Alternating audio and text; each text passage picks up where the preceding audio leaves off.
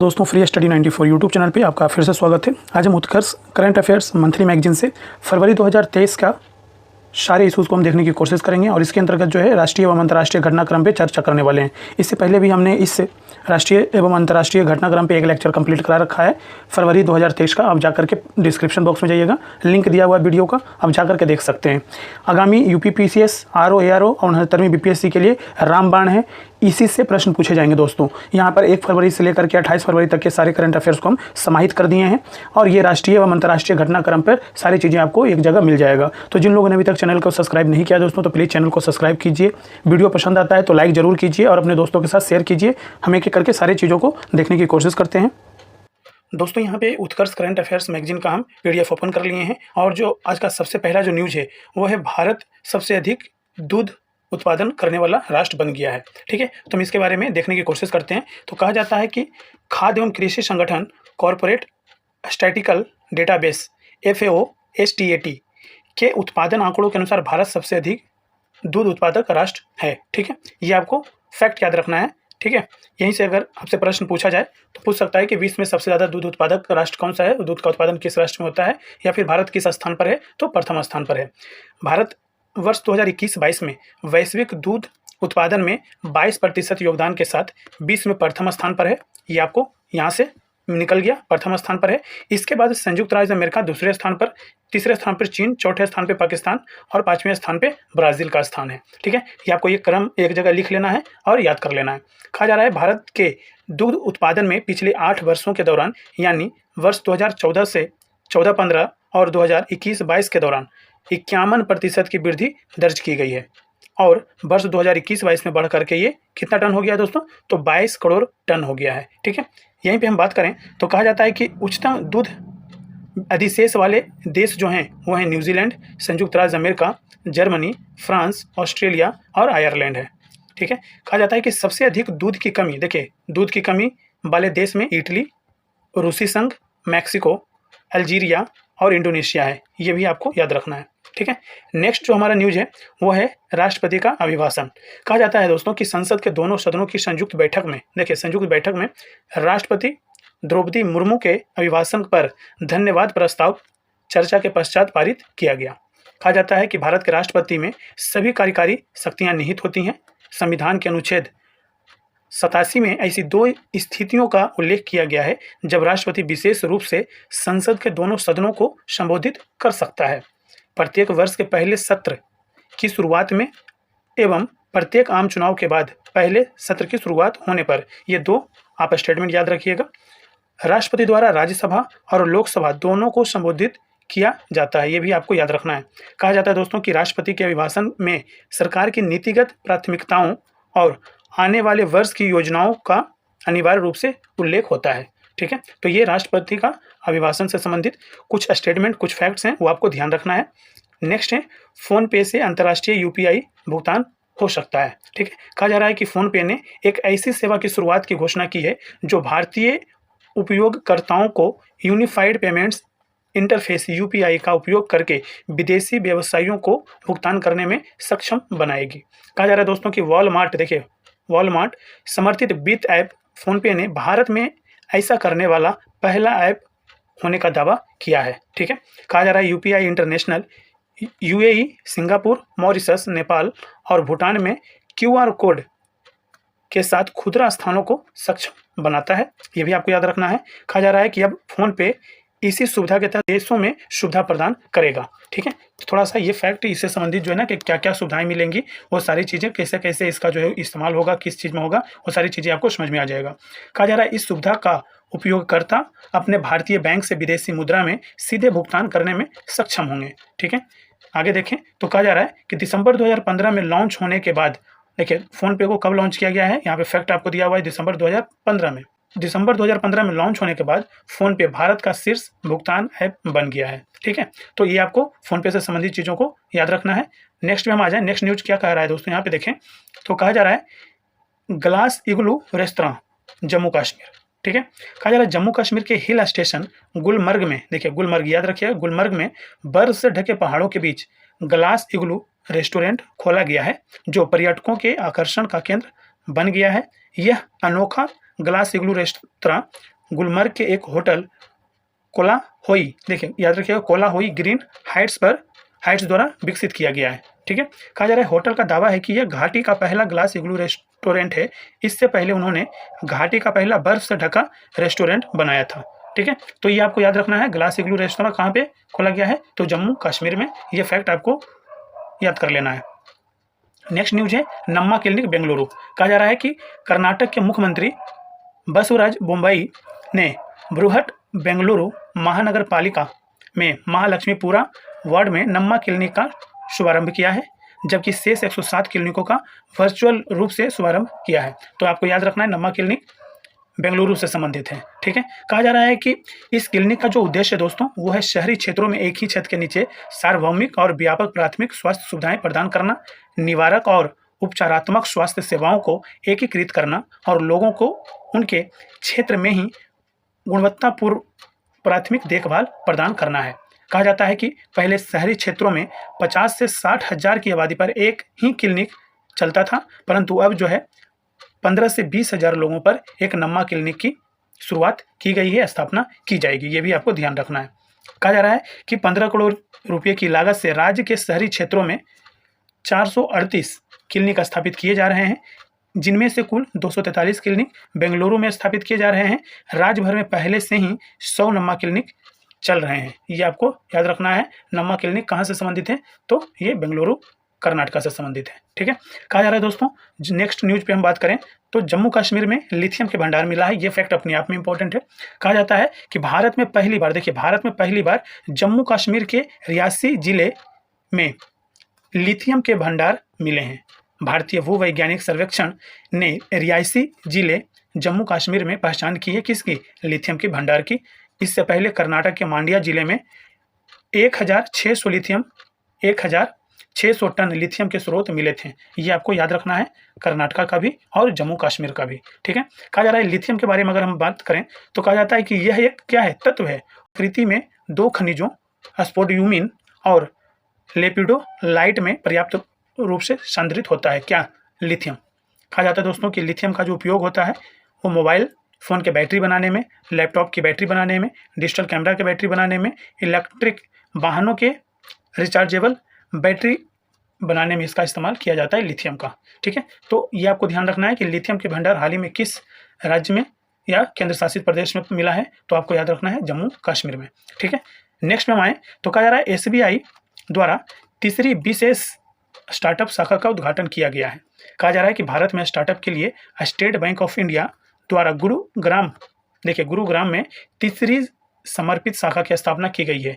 ये आपको फैक्ट याद रखना है, गुरुग्राम। ठीक है, कहा जाता है बेंगलुरु मुंबई के बाद गुरुग्राम शाखा भारत में तीसरी शाखा स्थापित की गई है, जिनका मूल्य $100 मिलियन या उससे अधिक है। तो ये भी फैक्ट आपको याद रखना है। बेंगलुरु और मुंबई के बाद ये तीसरा है गुरुग्राम में। यह कार्यालय स्टार्टअप्स के लिए वन स्टॉप शॉप के रूप में काम करेगा और गुरुग्राम में स्टार्टअप शाखा ने IIT दिल्ली, पूसा कृषि में इलेक्ट्रॉनिक्स और सूचना प्रौद्योगिकी मंत्रालय के संबद्ध startup hub foundation for innovation and technology transfer के साथ समझौता ज्ञापन पर हस्ताक्षर किए हैं। ये भी आपको ध्यान रखना होगा। ठीक है, नेक्स्ट में आए। नेक्स्ट न्यूज हमारा जो है वो कहा जा रहा है स्काई UTM। ठीक है, स्काई UTM, इसके अंतर्गत हम बात करें दोस्तों तो कहा जाता है कि भारत के केंद्रीय सड़क परिवहन और राजमार्ग मंत्री कौन है? नितिन गडकरी ने स्काई मानव रहित यातायात प्रबंधन प्रणाली का शुरुआत किया है, अनावरण किया है, इनॉग्रेशन किया है, जिसे विश्व की सबसे अत्याधुनिक मानव रहित यातायात प्रबंधन प्रणाली के रूप में जाना जाता है। ठीक है, याद कर लेना ये फैक्ट। इससे देखिए, इसे हवाई क्षेत्र के सभी ड्रोन या अन्य एरियल मोबिलिटी ऑपरेटर्स को स्थिति जन जागरूकता, स्वायत्त नेविगेशन, जोखिम मूल्यांकन एवं यातायात प्रबंधन प्रदान करने हेतु बनाया गया है। ये आपको याद रखना है। कहा जा रहा है कि यह मानव रहित हवाई वाहन के संचालन के 255 से अधिक मापदंडों को कैप्चर कर ब्लैक बॉक्स में संग्रहित करता है, जो पूरी उड़ान का एक प्रकाशित व्यवस्थित विवरण है। ठीक है, तो ये थोड़ा सा ध्यान रखना है, उसके बैकग्राउंड की बातें हैं। कहा जाता है कि यह सिस्टम प्रति घंटे 4000 उड़ानें और प्रतिदिन 96,000 उड़ानें संभालने में सक्षम है। कहा जाता है दोस्तों कि स्काई टनल दो स्थानों के बीच एक एयर कॉरिडोर और एक इनविजिबल कनेक्ट अदृश्य संबंध स्थापित करती है। यूटीएम के अगर हम पूरा नाम देखें तो कहा जाता है अनमाइंडेड ट्रैफिक मैनेजमेंट, एक क्लाउड बेस्ड ट्रैफिक प्रबंधन प्रणाली है यूटीएम। ये आपको ये याद रखना है, ठीक है। नेक्स्ट न्यूज हमारा है वो दिल्ली मुंबई एक्सप्रेसवे की बात किया जा रहा है। कहा जाता है दोस्तों यहाँ पे कि प्रधानमंत्री नरेंद्र मोदी ने राजस्थान के दौसा में, देखिए राजस्थान के दौसा में दिल्ली मुंबई एक्सप्रेसवे के 246 किलोमीटर लंबे दिल्ली दौसा लालसोट खंड को राष्ट्र को समर्पित किया है, ठीक है। कहा जाता है कि इस खंड का निर्माण 12,150 करोड़ रुपए से अधिक की लागत से किया गया है। इस दिल्ली मुंबई एक्सप्रेसवे की कुल लंबाई जो दोस्तों 1386 किलोमीटर है। इस वर्ष के बजट में अवसंरचना क्षेत्र के लिए 10 लाख करोड़ रुपए की घोषणा की गई थी, जो वर्ष 2014 की तुलना में 5 गुना अधिक है। ये भी आपको ध्यान रखना है। कहा जा रहा है यहाँ पे कि दिल्ली मुंबई एक्सप्रेसवे की अगर हम बात करें तो कहा जाता है कि इस परियोजना की जो आधारशिला रखी गई थी वो 9 मार्च 2019 को रखी गई थी और यह राजमार्ग 6 राज्यों दिल्ली, हरियाणा, राजस्थान, मध्य प्रदेश, गुजरात और महाराष्ट्र को कवर करता है। ये भी आपको ध्यान रखना है, ठीक है। नेक्स्ट में हम आए तो कहा जाता है अमृत पैक्स 2023 उद्घाटन, ठीक है। कहा जाता है कि 12 फरवरी 2023 को संचार, इलेक्ट्रॉनिक्स और सूचना प्रौद्योगिकी और रेल मंत्री अश्वनी वैष्णव ने प्रगति मैदान नई दिल्ली में अमृत पैक्स 2023 राष्ट्रीय डाक टिकट प्रदर्शनी का उद्घाटन किया है, ठीक है। ये आपको याद रखना है। कहा जाता है कि यह महाकुंभ 12 से 15 फरवरी 2023 तक आज़ादी का अमृत महोत्सव समारोह के एक भाग के रूप में आयोजित किया गया। अमृत पैक्स का उद्देश्य, देखिए उद्देश्य जो है राष्ट्रीय मंच के रूप में इस महान राष्ट्र के 5000 वर्ष पुराने समृद्ध इतिहास और संस्कृति को उजागर और प्रदर्शित करना है। ये भी आपको ध्यान रखना है। नेक्स्ट न्यूज पे हम आए तो कहा जा रहा है नकल विरोधी कानून 2023। देखिए उत्तराखंड ने भारत का सबसे सख्त नकल विरोधी कानून लागू किया है और राज्यपाल लेफ्टिनेंट जनरल गुरमीत सिंह ने उत्तराखंड प्रतियोगी परीक्षा अध्यादेश 2023 को मंजूरी दी है। ये भी आपको याद रखना है, ठीक है। नेक्स्ट यहीं पे अगर हम बात करें जा रहा है कि इस नकल विरोधी कानून के तहत नकल माफिया को आजीवन कारावास या 10 वर्ष की जेल के साथ 10 करोड़ रुपए का जुर्माना लगाने का प्रावधान है और इसके अलावा नकल माफिया की संपत्ति जब्त करने का भी प्रावधान है, ठीक है। कहा जाता है कि अगर कोई छात्र भर्ती परीक्षाओं में पेपर लीक करता है या नकल कर परीक्षा पास करता है तो उस छात्र पर, देखिए छात्र पर भी 10 साल का प्रतिबंध लगाया जाएगा और ऐसे छात्रों पर गैंगस्टर एक्ट लगाया जाएगा, ठीक है। नेक्स्ट न्यूज पे हम आए तो कहा जाता है भारत का पहला राष्ट्रीय मेट्रो रेल ज्ञान केंद्र, ठीक है। ये आपको याद रखना है। कहाँ पे तो कहा जाता है भारत की एक प्रमुख infrastructure company GA infra private limited को भारत के पहले राष्ट्रीय मेट्रो रेल नॉलेज सेंटर के डिजाइन और निर्माण का ठेका दिया गया है। कहा जाता है दोस्तों कि यह केंद्र दिल्ली में दिल्ली विश्वविद्यालय मेट्रो स्टेशन यानी विश्वविद्यालय मेट्रो स्टेशन पर स्थित होगा और सार्वजनिक निजी भागीदारी यानी PPP मॉडल पर बनाया जाएगा। ये आपको याद रखना है, ठीक है।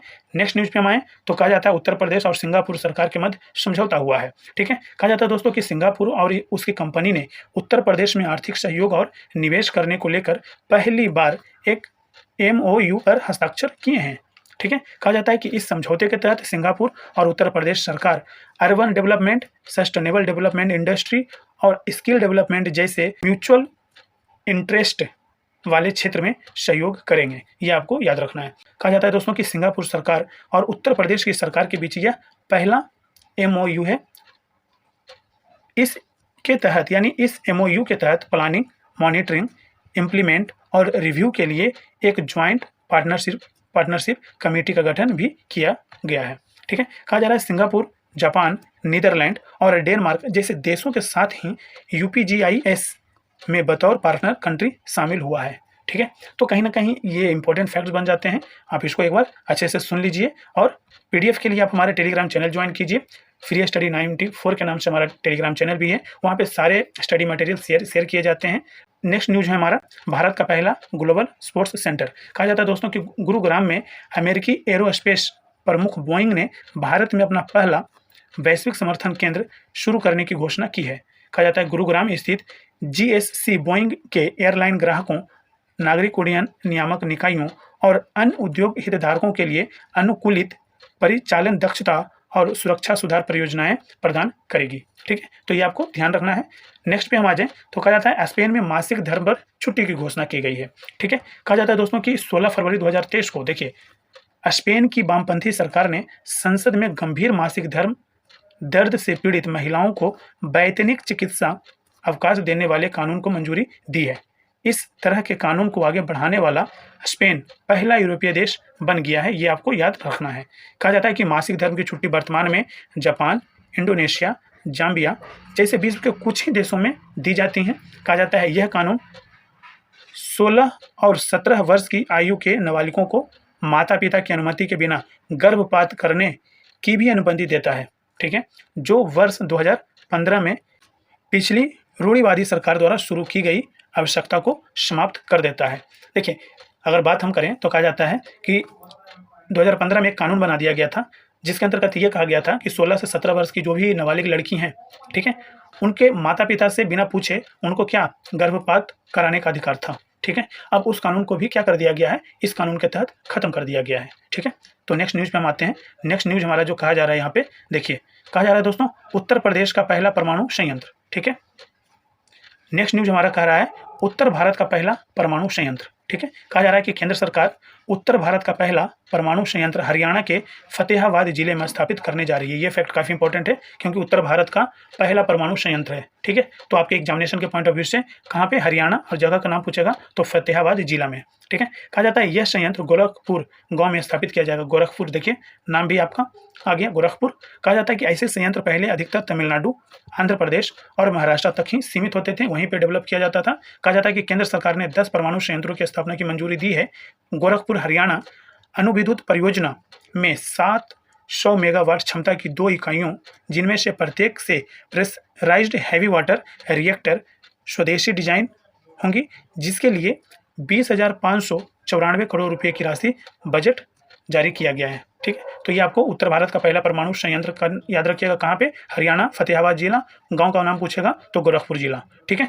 नेक्स्ट में हम आए तो कहा जा रहा है टेक्नोटेक्स 2023। कहा जाता है दोस्तों कि 22 से 24 फरवरी 2023 तक कपड़ा मंत्रालय बॉम्बे एग्जीबिशन सेंटर गोरेगांव मुंबई में टेक्निकल टेक्सटाइल्स पर भारत का आगामी प्रीमियर शो टेक्नोटेक्स 2023 इन विजनिंग इंडियन टेक्निकल टेक्सटाइल्स 2047 आयोजित हुआ है, ठीक है? कहा जाता है कि कपड़ा मंत्रालय भारत सरकार ने तकनीकी वस्त्रों को बढ़ावा देने के उद्देश्य से federation of Indian chambers of commerce industry के सहयोग से इस प्रमुख कार्यक्रम का आयोजन किया है।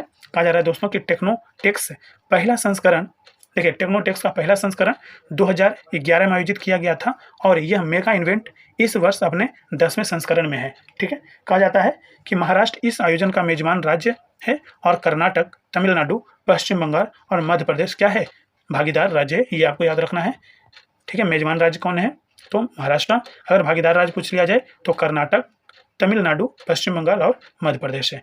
नेक्स्ट न्यूज़ पे हम आए तो कहा जा रहा है automated train supervision system IATS 28 को भारत में पहली बार दिल्ली मेट्रो की रेड लाइन, देखिए रेड लाइन पर संचालन के लिए स्वदेशी रूप से विकसित पहली ट्रेन नियंत्रण और पर्यवेक्षण प्रणाली IATS की शुरुआत की गई है।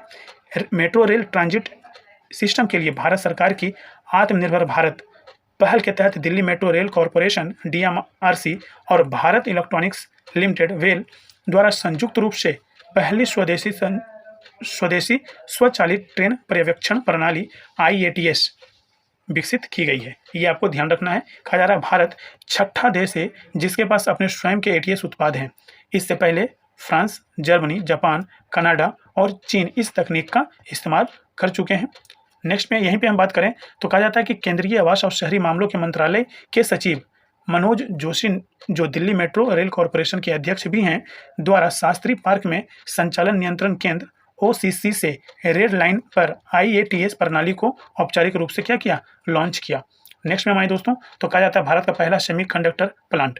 कहा जाता है कि भारतीय समूह वेदांता और दिग्गज इलेक्ट्रॉनिक्स विनिर्माता फॉक्सकॉन का संयुक्त उद्यम गुजरात में अहमदाबाद के निकट धोलेरा विशेष निवेश क्षेत्र में सेमीकंडक्टर और डिस्प्ले विनिर्माण इकाई स्थापित करेगा। ये आपको याद रखना है, कहाँ पे, तो गुजरात में अहमदाबाद के निकट, ठीक है? कहा जाता है यह भारत में सेमीकंडक्टर्स के लिए पहली मैन्युफैक्चरिंग फैसिलिटी होगी। वेदांता और फॉक्सकॉन सितंबर 2022 को गुजरात सरकार के साथ प्लांट लगाने के लिए 1,54,000 करोड़ रुपये के एक समझौता ज्ञापन पर हस्ताक्षर किए थे। ठीक है, नेक्स्ट यहीं पे हम देखें, नेक्स्ट न्यूज़ हमारा जो है वो है दोस्तों शिव सृष्टि पार्क। कहा जाता है 19 फरवरी 2023 को गृह मंत्री अमित शाह ने पुणे के अंबेगांव में छत्रपति शिवाजी महाराज जयंती पर शिवाजी महाराज के इतिहास को दर्शाने वाले शिव दृष्टि पार्क के पहले चरण का लोकार्पण किया। कहा जाता है दोस्तों यह पार्क शिव शाहिर बाबा साहेब पुरंदरे के अनुसंधान पर आधारित है। उन्होंने इस महान मराठा योद्धा के वास्तविक इतिहास से जुड़े तथ्यों और साक्ष्यों को जुटाने में अपने जीवन के लगभग 50 वर्ष लगाए। कहा जाता है इस पार्क की टिकट ऑनलाइन उपलब्ध है, जिसका शुल्क जो है 300 रुपया है। ठीक है, यहीं पे हम बात करें दोस्तों तो Mukaab indoor super city mega project. सऊदी अरब के क्राउन प्रिंस ने मुकाब का अनावरण किया है, जो रियाद के केंद्र में 400 मीटर ऊंचा, चौड़ा और लंबा indoor super city mega project है। ठीक है, कहा जाता है इसे दूसरी दुनिया का प्रवेश द्वार और रियाद का नया चेहरा भी कहा जाता है।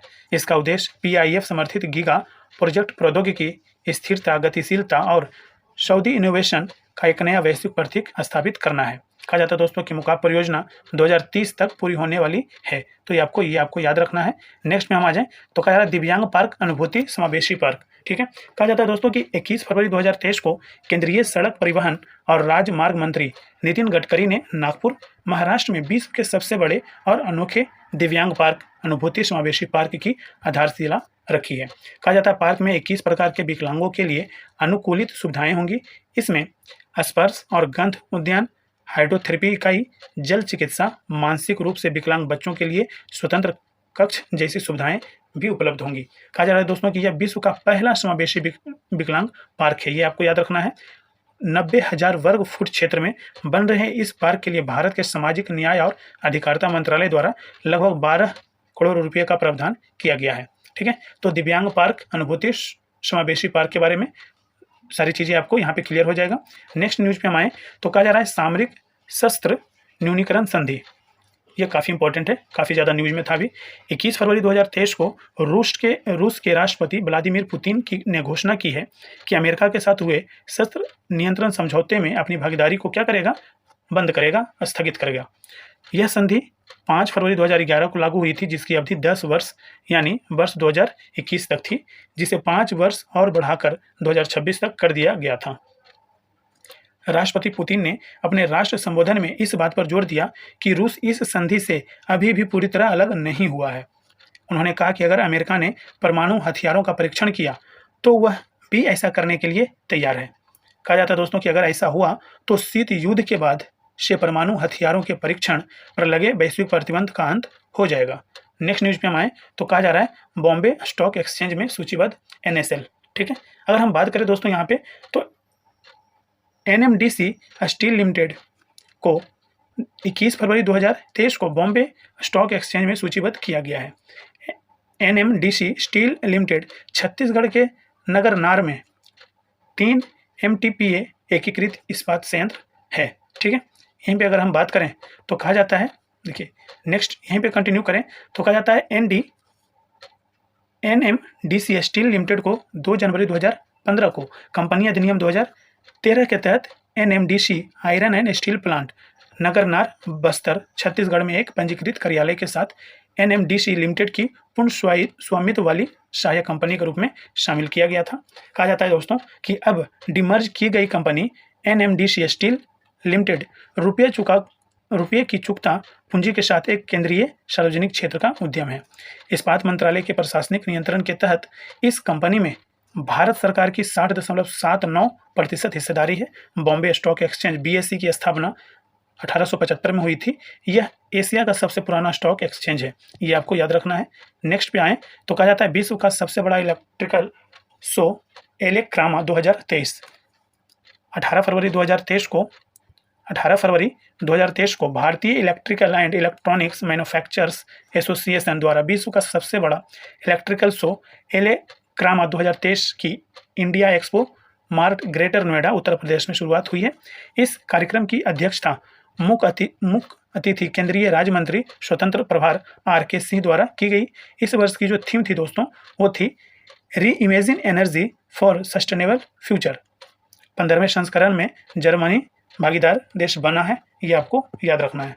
नेक्स्ट न्यूज़ पे हम चलें तो कहा जाता है गेहूं की नई किस्म HD 3385, ठीक है, HD 3385।